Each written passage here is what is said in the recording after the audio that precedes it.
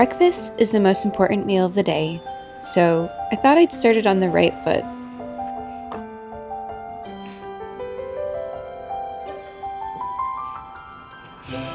Anyways, since it's Christmas, logic doesn't apply, and cookies are a perfectly acceptable breakfast.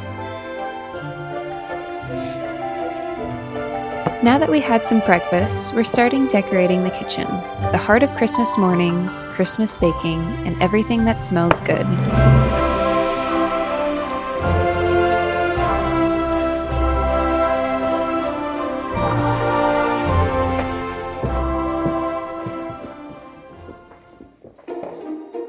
I've always thought the kitchen deserves a little more credit this time of year.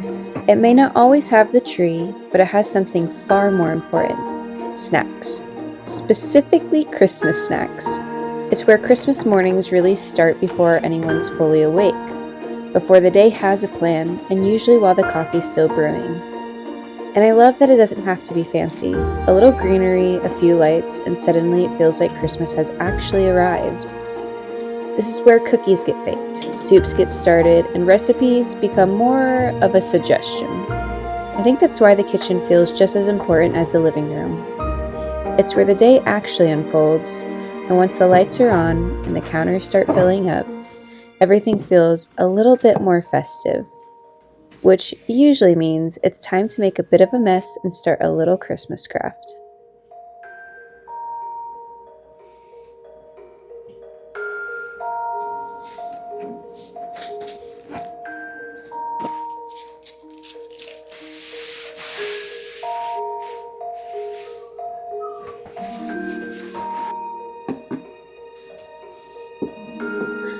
Let's get painting.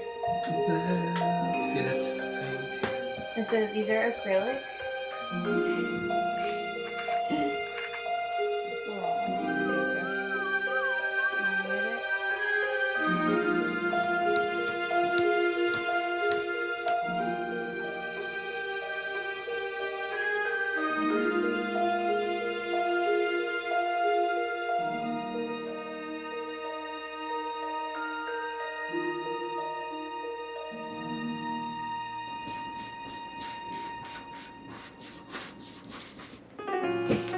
We decided to make gingerbread houses this year, just not out of gingerbread, since baking has never really been my strong suit.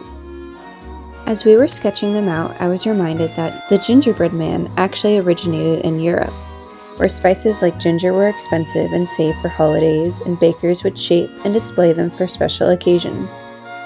It was something meant to be shared, admired, and sometimes eaten. Gingerbread men came first, also known as grittebens. They were shaped and decorated for winter festivals and saints' days, especially around the start of December. Gingerbread houses came later, particularly in Germany, after Hansel and Gretel made the idea of a warm, glowing house made of sweets part of the holiday imagination. And a lot of the time, those houses weren't meant to be eaten right away. They were displayed, looked at, and kept around for the season. So instead of baking ours and watching them slowly collapse, we're making them out of cardboard. We drew what we thought our gingerbread houses would look like, cut out the windows, and then relied on the frosting to make it all come together. And then we put the lights behind them. Once they're lit, they stop feeling like decorations and start feeling like someone might actually be home. Look at it. Look at the skyline. Which also happens to be a pretty good way to add a little bit of light to a dark corner of our kitchen.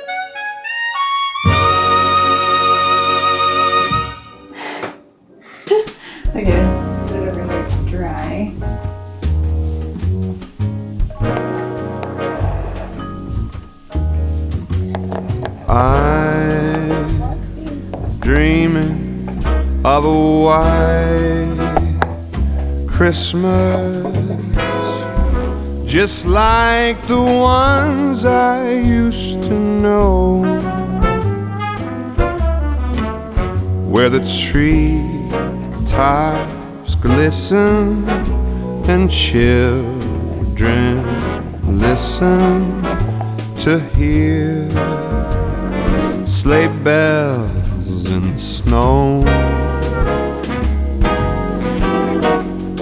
I'm dreaming of a white Christmas, with every Christmas card I write.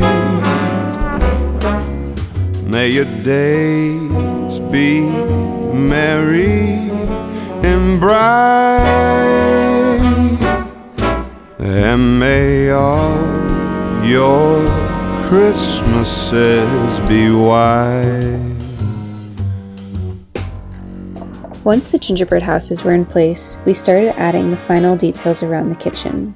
A few small things: gingerbread mugs, little Christmas trees, candlesticks, and some ribbon tied by hand. Ribbons were originally less about decoration and more about intention, tied on Christmas trees during holidays as symbols of hope and good fortune for the coming year. So naturally, I made sure to add them everywhere. And then I added an Advent candle. Advent candles actually started in Germany in the 1800s as a way to mark the days leading up to Christmas. One candle lit each evening. Over time, that idea changed into the calendars we now know, but I still love the simplicity of the candle, watching time pass a little more slowly, one day at a time, letting each day have its own moment before moving on to the next. Because as much as Christmas Day is the part everyone looks forward to, I think it's the days leading up to it that end up meaning the most. And before we finished decorating the kitchen, we couldn't help ourselves. We added another little gingerbread village to the windows. So at night, when the lights are on inside, there's something to see from the outside too. A small story and a little bit of magic for anyone passing by. Be white.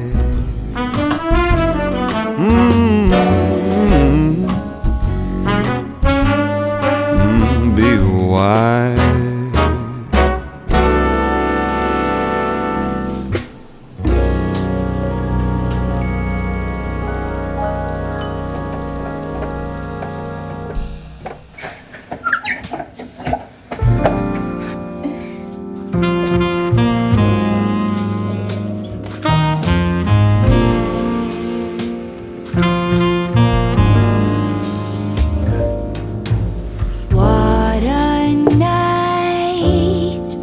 Dancing in slow motion, blurry eyes.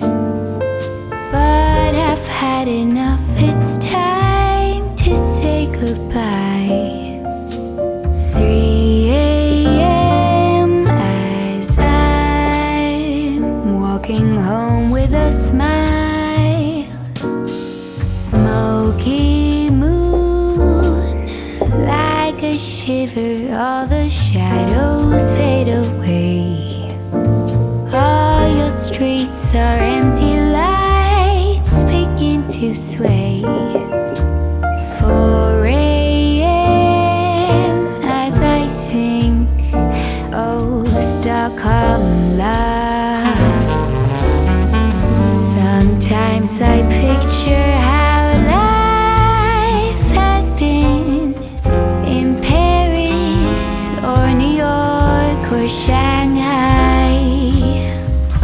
But you know what they say, east or west, our home is best. Warming rays, golden sunlight as the city wakes. Oh, my love for you will never fade away. 5 a.m.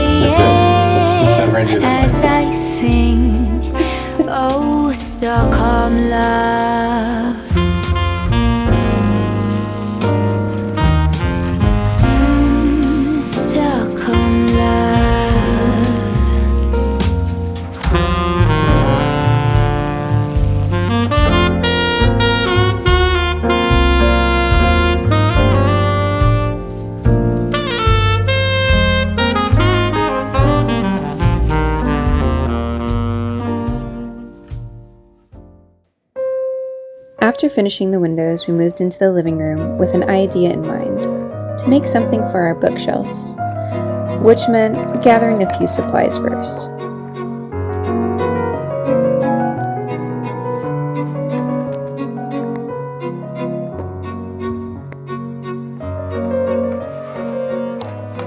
Pine cones have been used as decorations for a very long time, especially in the colder parts of Europe, where bringing pieces of the outdoors inside was part of how people marked the season. Evergreens stayed green throughout the winter, and pine cones carried the promise of new growth, so they became symbols of life continuing even in the cold. I think that's why they still feel so natural around Christmas. It's a small way of keeping nature close even when you're spending more time inside. Instead of using pine cones as they are, we decided to take them apart, pulling the needles one by one and letting them become something new. We shaped the paper, started layering the pieces, and slowly watched the trees take form. There's something really satisfying about it, taking something that's fallen from a tree and letting it come together piece by piece.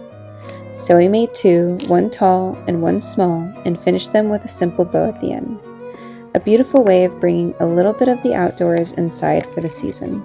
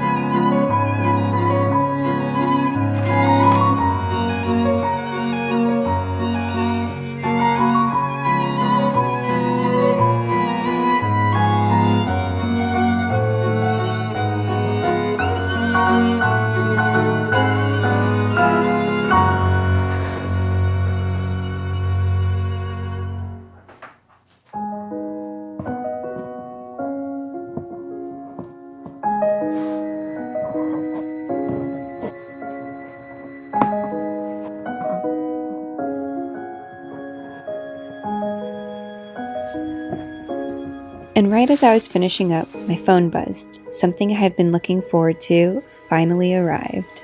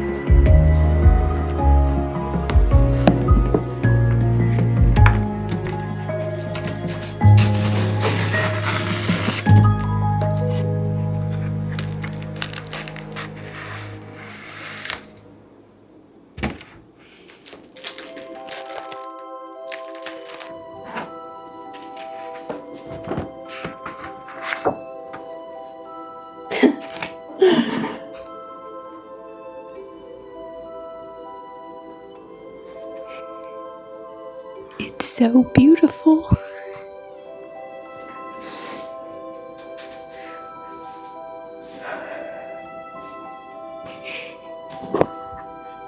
You're crying. I'm not crying.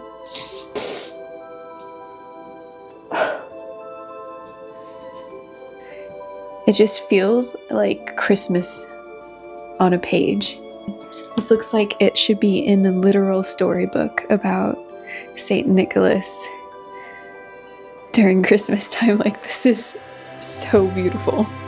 Okay, so we're pretty excited about this art piece. It's done by an artist named Bambi Inks. She's also my sister. She's a tattoo artist that originally started with just drawing very realistic, illustrative types of pieces. And so we commissioned her so we can have a beautiful drawing for the Christmas season to look forward to putting up year after year. And so now I'm just waiting for Jonah to come by. Hooray, I'm here. Okay, you want to see it? I'm very excited to see this. Okay. Holy shit. Oh my god. That's insane. Isn't it so beautiful? That is beautiful. That is better than what I thought it was going to be. Isn't it sweet she did that? Yes, it is. I can't stop crying. I'm like trying to be just like happy in the video, and I can't stop crying every time I see it. And it's like, why am I crying so much? This is a beautiful picture. It really is beautiful, and it just like, doesn't it look like it's straight out of like a Christmas storybook? Yeah, it does. That's insane. And like now we get to have a piece like this in our house forever because she drew it for us. Mm-hmm. That's crazy. Oh, you like it? Yeah, very much. I'm excited to have that forever. I don't want to touch it. I don't want to mess it up. Yeah, You know look what I at, mean? she even put like the sand in. Mm-hmm. She used like the white, and then she like made it. The snow, like- you mean? Yeah. Mm-hmm. Santa's not in the desert. You see this? You see the desert? Yeah, I do. Just start listing off what it doesn't look like. Then when they see it, it's like not. Yeah. Yeah, I love how there's like sand down here, Mhm. and The camel's a nice touch. yeah, honestly, I kind of really like the Egypt pyramid over Mhm. here. Yeah, that's good. And so it's a unique take, but like I think it's pretty You cool. see the alligator too? Oh shit! Oh look, there's Santa. Ah, there he is. Yeah, he's a footnote in this. I think it's time that we show you the picture now. It's about time. And we have one other last little craft before we end this evening. And we are going to sand and stain the frame that it's in. I liked the idea of it being a little bit darker than what it is. So we're going to do that and then frame it and put it on our shelf. Sounds like a blast. Our little dream castle, with every dream gone, is lonely and silent. The shades are all drawn, and my heart is heavy as I gaze upon a cottage for sale. The lawn we were proud of is waving in hay. Our beautiful garden has withered away. Where you planted roses, the weeds seem to say, a cottage for sale. From every single window, I see your face.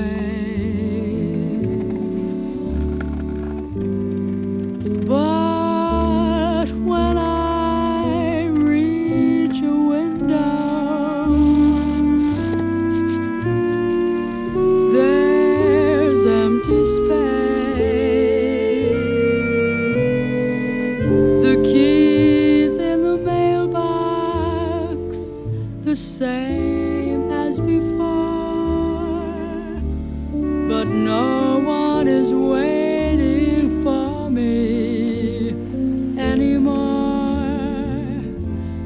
The end of our story is told on the door. A cottage for sale.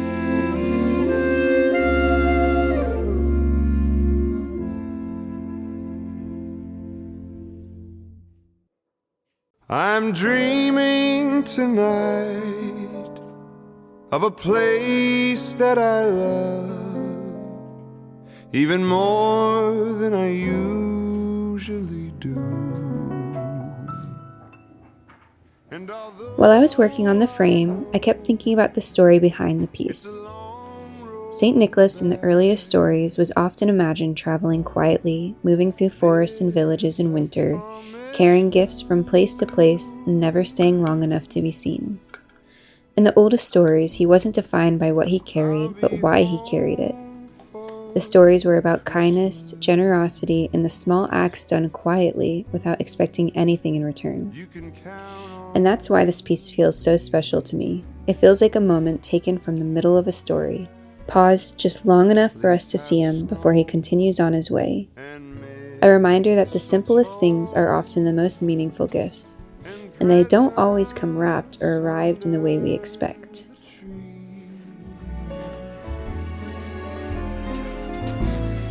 Christmas Eve will find me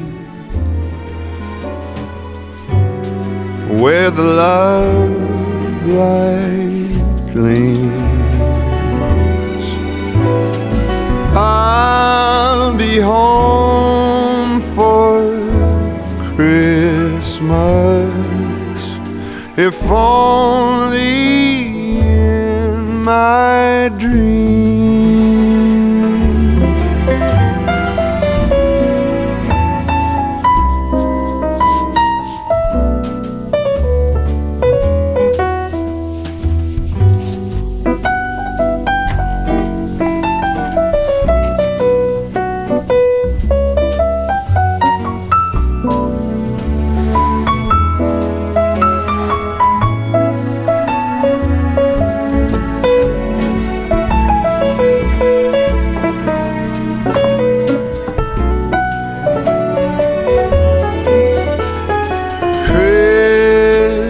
Christmas Eve will find me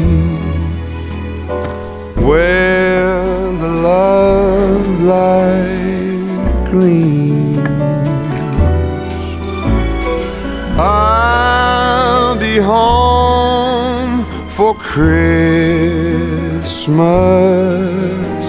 if only in my dreams.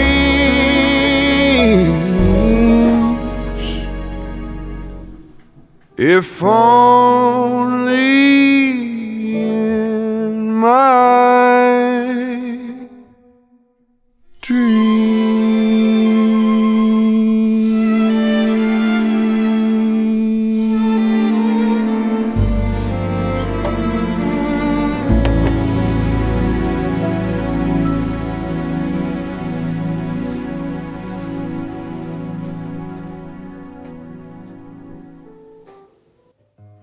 As the day started winding down, I moved back to the kitchen to make dinner. Nothing fancy, just soup. This is something I've always loved about this time of year. The excuse to just slow down and enjoy the simple things. In places like Scandinavia, there's a word for this feeling, hygge. It's less about what you're making and more about how you're making it. Letting dinner simmer, staying in the kitchen a little longer than you need to, enjoying the process instead of rushing through it. Soup is kind of perfect for that. While it cooks, there's time to just be there and enjoy the quiet moments in between.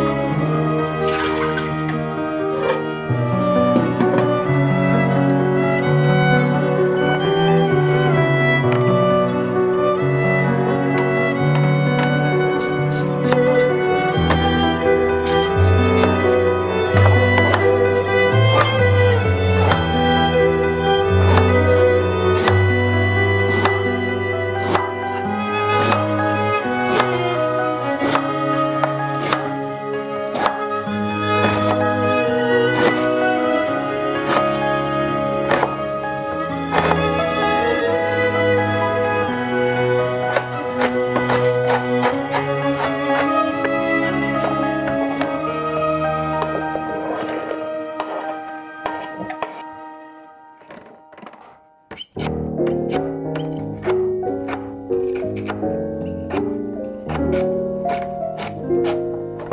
is there to say, and what is there to do? The thrill I've been seeking has, practically speaking, come true. So what is there to say, and what is there to do?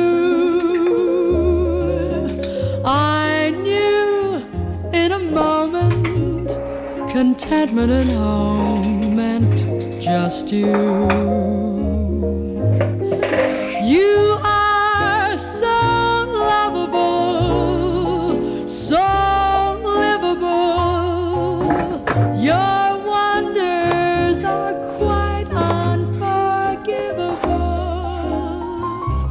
You're made to marvel at, and words to that effect. So what is there to say, and what is there to do? My heart's in a deadlock. I'd even face wedlock with you. You are so lovable, so livable. Your beauty is quite unforgivable. You're made to marvel at, and words to that effect. So what is there to say, and what is there to do? My heart's in a deadlock. I'd even face wedlock with you.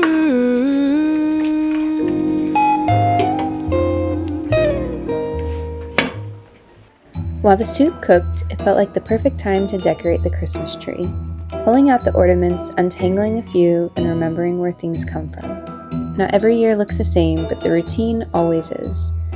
So we took our time with it, letting the music play and just enjoying each other's company while dinner finished cooking.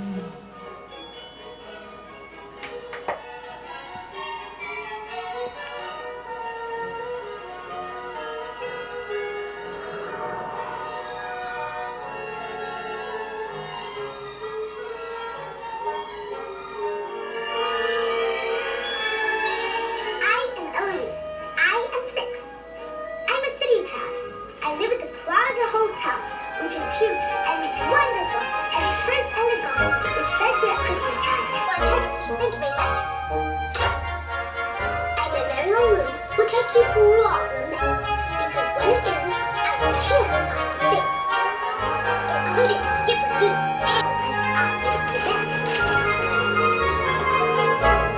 and it needs to be inspected at least once a day, in case I think of any additions. I usually do.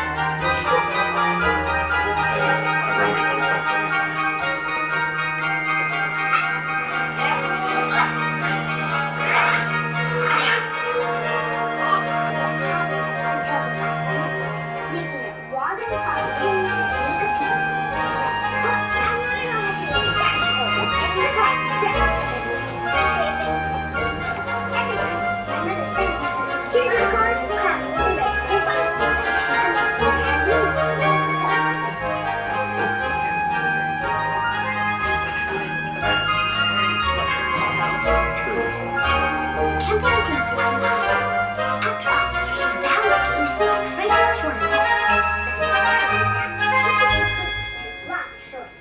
Definitely the all business type.